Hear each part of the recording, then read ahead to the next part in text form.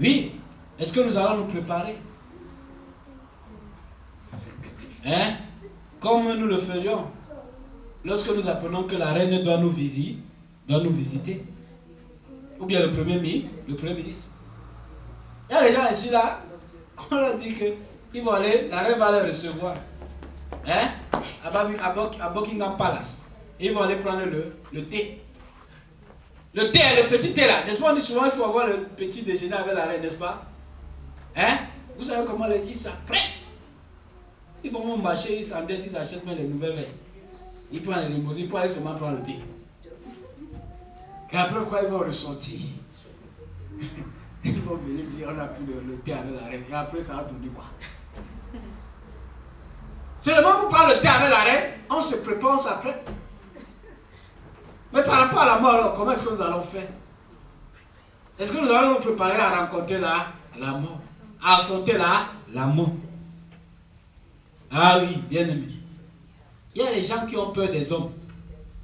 N'est-ce pas? Il y a des femmes qui ont peur des hommes. Quand le mari arrive, la femme monte dans la chambre, les enfants vont se coucher. Parce qu'on ne veut pas affronter papa. N'est-ce pas? Il y a des gens qui ont peur des femmes. Il y a aussi des femmes qui font peur aux hommes. Ce n'est pas seulement les hommes qui font peur aux femmes. Il y a aussi des femmes qui font peur aux hommes.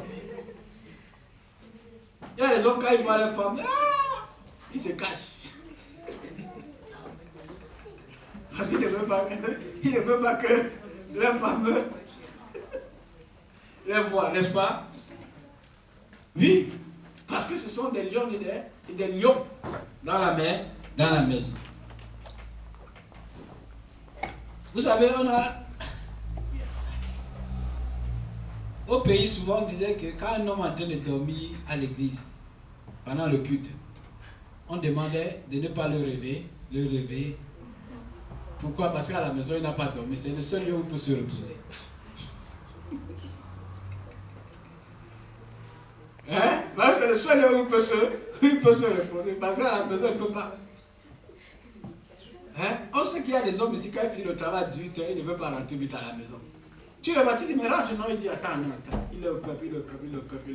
Quand 23h saute, c'est là où il arrive à Nord, c'est qu'à l'heure là, sa femme va déjà dormir. Il cherche son coin, il dort. Bien aimé dans le Seigneur, il y a des gens qui ont peur de perdre leur bien. Job est un exemple. Parce qu'il dit, les choses que j'avais le plus peur sont arrivées dans ma vie. Les choses que j'avais le plus peur sont arrivées dans ma vie. Il y a des gens qui ont peur de perdre leur boulot. Quand la crise a frappé comme ça, la peur a saisi certaines personnes. La plupart d'entre nous, on se dit, je vais perdre mon boulot. Comment est-ce que je vais faire avec? Si on est étudiant, comment est-ce que je vais faire? Parce que l'argent ne vient pas du pays. Quand tu descends l'avion, c'est comme si on t'avait seulement jeté dans ce pays. Alors quand tu pars, tu ne t'en fais pas, on va se rappeler de toi. Et quand tu descends à l'aéroport, tu as peur, tu es bien arrivé, tu dis oui.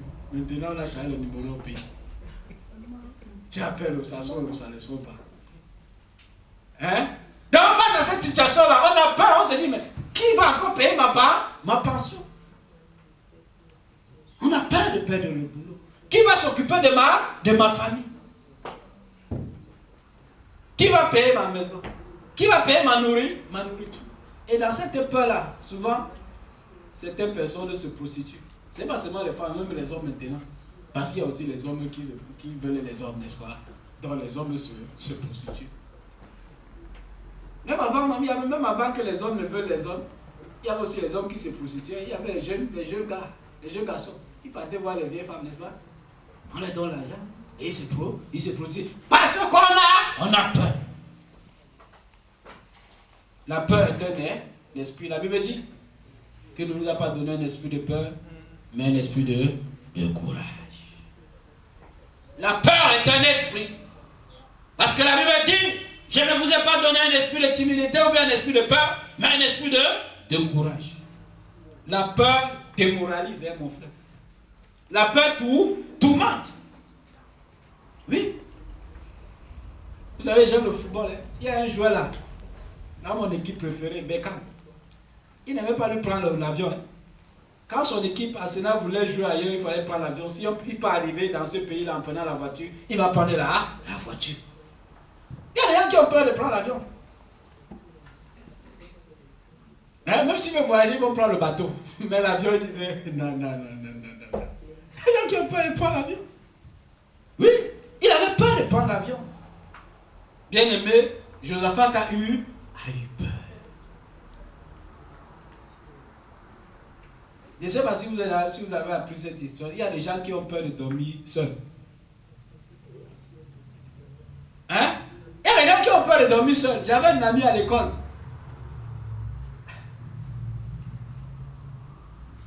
Hein? Je lui avais apporté la parole de Dieu. Et pendant nos conversations, il me dit, comme tu vois là, mon ami Serge, je ne peux pas dormir sans éteindre la lumière. Que lorsque j'éteins la lumière, c'est comme s'il y avait une présence dans la chambre.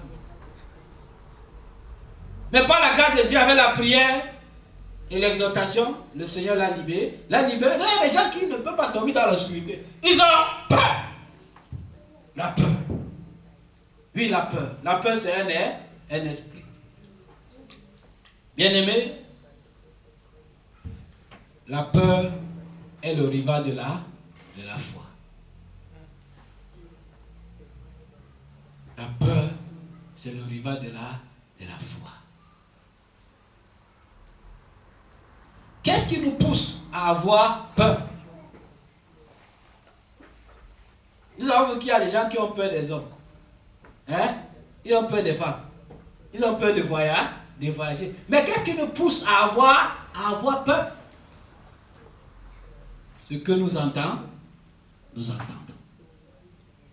Ce que nous entendons nous pousse à avoir peur. Quand Josaphat a entendu, il a eu peur. Ce que nous entendons. Et ce que nous voyons. N'est-ce pas? Ce que nous voyons peut nous pousser à avoir peur. Nous avons des exemples bibliques dans 2 Rois chapitre 6, verset 8 à 20. Les Syriens étaient prêts à attaquer Israël. Qu'est-ce qui s'est passé? Le serviteur d'Élisée avait peur. Parce que ce qu'il a vu. N'est-ce pas? Il a vu qu'il y avait une multitude. Et Élisée lui a dit, n'aie pas peur. Ceux qui sont avec nous sont plus nombreux que ce que tu vois.